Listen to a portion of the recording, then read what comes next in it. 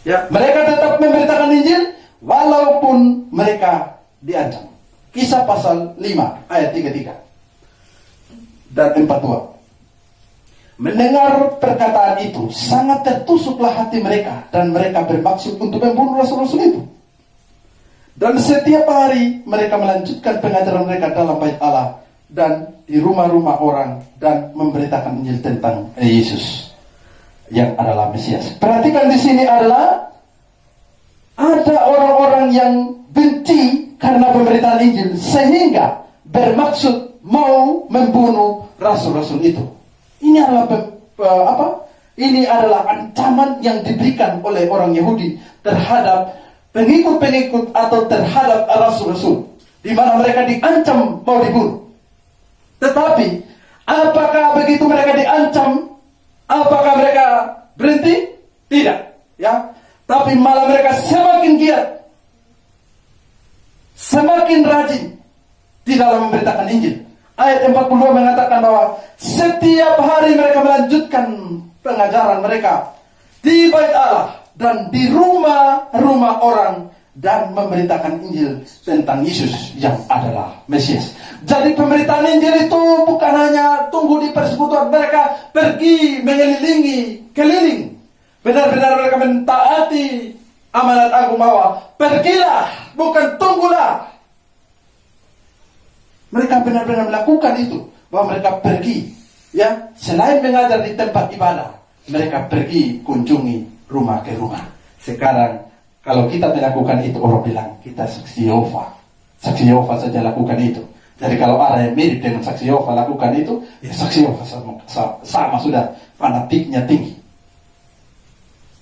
Nah, saudara-saudara sekalian, malah sebenarnya ini yang dilakukan oleh saksi Yehova, walaupun ajaran mereka atau Yesus, mereka memberitakan Yesus yang lain, tapi mereka lebih giat, ya. Mereka dari rumah ke rumah. Dulu waktu saya di Jakarta, ada satu pemuda datang, dia bilang, "Pak, mau dapat pencerahan?" Halo bos, dia bilang, tidak. Nah, dia jalan terus, ya, mau dapat pencerahan. Saksi Yehova itu seperti itu. Mereka keliling rumah ke rumah terus beritakan Injil. Walaupun Injil yang mereka beritakan berbeda atau Injil yang lain. Tetapi saudara-saudara sekalian, kita memperhatikan semangat para rasul, tekad para rasul untuk memberitakan Injil. Saudara-saudara sekalian, pernahkah saudara diancam untuk jangan memberitakan Injil? Saya pernah dengar bahwa ada teman kita yang bilang, "Sudahlah, berhenti sudah. Kamu itu bikin masalah saja, ya, bikin masalah, ya. Kamu beritakan Injil, bikin berkelahi saja, malah berkelahi dengan pendeta, berkelahi dengan semua orang karena pemberitaan Injil. Berhenti sudahlah demi perdamaian dengan mereka." Saudara-saudara sekalian, ini bukan jiwa dari para rasul. Ini bukan kata-kata dari para rasul. Ini bukan kata-kata dari kitab suci. Tetapi kata-kata dari kitab suci.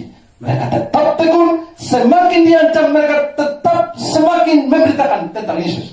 Ingat, pemberitaan tentang Yesus itu bukan permusuhan. Pemberitaan tentang Yesus itu bukan kebencian. Pemberitaan tentang Yesus adalah pemberitaan tentang kasih yang besar. Kasih Allah yang dinyatakan kepada manusia. Banyak orang salah pahami berita tentang Yesus sebagai sesuatu yang menekan hidup mereka, sesuatu yang mengancam hidup mereka. Tetapi perlu saudara ketahui bahwa pemberitaan tentang Yesus itu bukan mengancam hidup saudara, tapi membawa hidup saudara kepada kasih yang besar, dan saudara bisa diselamatkan kalau saudara percaya. Saya juga heran dengan orang-orang yang anti penginjilan. Penginjilan adalah satu-satunya sarana yang kita pergunakan untuk bawa orang kepada Kristus. Nah, kalau orang tidak percaya kepada Yesus, orang tidak bisa selamat. Nah, kalau orang tidak bisa selamat, kalau tidak percaya kepada Yesus, nah, berita Injil ini supaya orang percaya kepada Yesus. Tidak percaya Yesus binasa. Nah, kalau kita beritakan Injil, kita jahat dengan mereka, atau karena kita mengasihi mereka.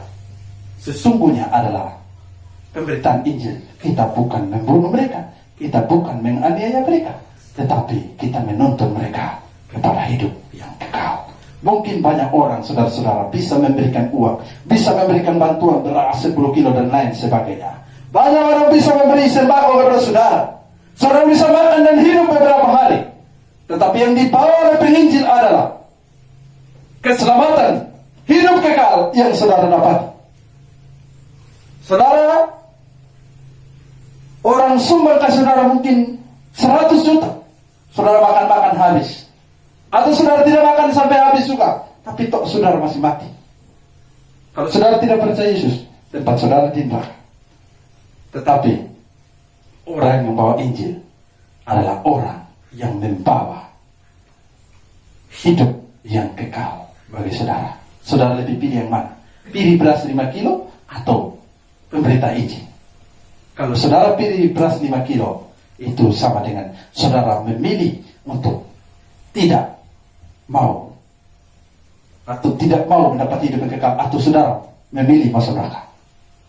Saudara harus memilih, harus mau mendengar Injil supaya saudara diselamatkan. Karena melalui pemberitaan Injil orang-orang bisa diselamatkan. Karena itu saudara-saudara sekalian, pelajarilah atau belajarlah dari teladan yang diberikan oleh para rasul. Diancam tapi tidak mundur, tetapi mereka semakin keras, semakin giat memberitakan Injil. Coba kita perhatikan Kisah 4 ayat 21. Mereka semakin keras mengancam rasul itu. Perhatikan di sini ya. Mereka semakin keras mengancam rasul itu. Tetapi akhirnya melepaskan mereka juga. Sidang tidak melihat jalan untuk menghukum mereka, karena takut akan orang banyak yang memuliakan nama Allah berhubungan dengan apa yang telah terjadi. Jadi perhatikan di sini ada ancaman yang mereka berikan, tetapi ancaman dari Kisah pasal 4 ini tidak membuat mereka tidak beritakan ini. Diancam berkali-kali, tapi tidak merubah tekad mereka, tidak merubah cinta mereka kepada jiwa-jiwa. Kalau saudara diancam dan saudara tidak lagi memberitakan Injil, itu artinya saudara dulunya mengasihi mereka, sekarang saudara benci dengan mereka, walaupun tindakan saudara halus. Ya, saudara lebih memilih disayang-sayangi di dalam kesalahan. Saudara lebih memilih disayang-sayangi tapi jalannya menuju mau. Tetapi saudara tidak mau, walaupun agak tertekan sedikit, tapi membawa kita ke dalam hidup yang kekal. Ya, duka cita menurut kehendak Allah menghasilkan pertobatan yang memimpin kamu kepada hidup yang kekal. Tapi duka cita dari dunia memimpin kamu kepada kebinasaan. Ya, jadi kita mungkin begitu mendengar firman Tuhan, kau kenapa ngomong dosa saya? Kau kenapa ngancam saya? Itu bukan ancaman, itu memberitahu kamu bahwa fakta bahwa kamu adalah orang berdosa. Berbicara fakta itu bukan menuduh, ya. Fakta bahwa manusia orang berdosa mungkin akan membuat hati saudara teriris-iris, membuat saudara sangat tertekan ketika orang memberitakan tentang Yesus. Tapi jikalau kamu buka pintu hatimu dan terima Dia, sesungguhnya duka cita itu telah membawa kamu kepada hidup yang kekal. Saudara-saudara sekalian, marilah kita memiliki tekad yang sama dengan rasul-rasul. Semakin diancam, semakin giat memberitakan Injil.